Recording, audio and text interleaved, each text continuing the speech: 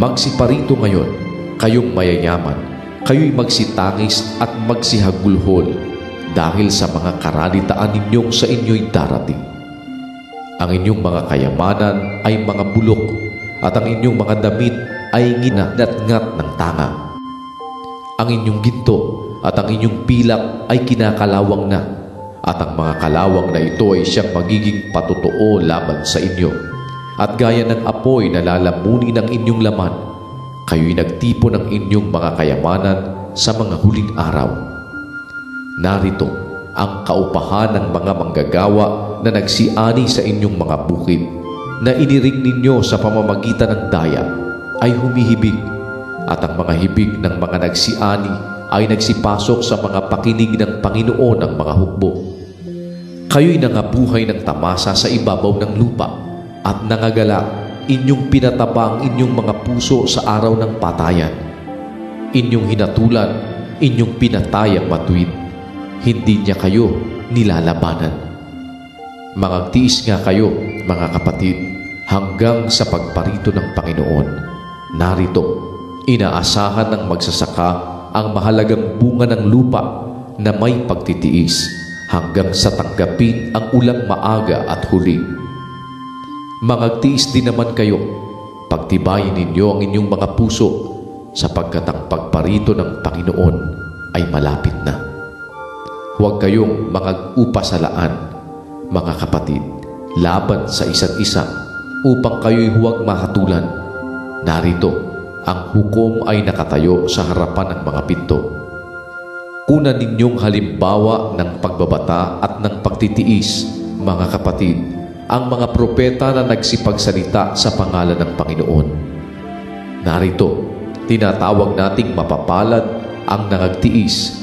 Inyong nabalitaan ang pagtitiis ni Job, at inyong nakita ang pinapangyari ng Panginoon, kung gaano ang lubos na pagkahabag at ang pagkamaawain ng Panginoon.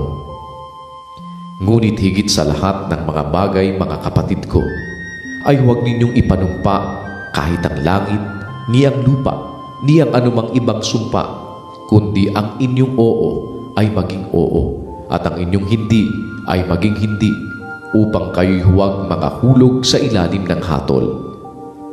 Nagbabatabaga ang sinuman sa inyo? Siya'y manalangin.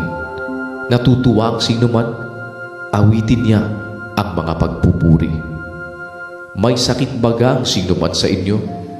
Ipatawag niya ang mga matanda sa iglesia, at ipanalangin nila siya na pahira nila ng langis sa pangalan ng Panginoon.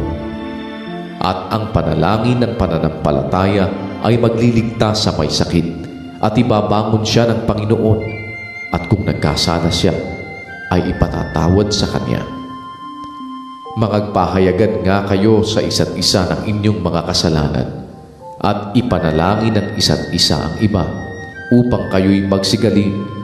Malaki ang nagagawa ng maningas na panalangin ng taong matuwid. Si Elias ay isang taong may pagkataong gaya rin ng atin, at siya'y nanalangin ng buong ningas upang huwag umulan, at hindi umulan sa lupa sa loob ng 3 taon at 6 na buwan. At muli siyang nanalangin, at ang langit ay nagbigay ng ulan, at ang lupa ay namunga ng kanyang bunga.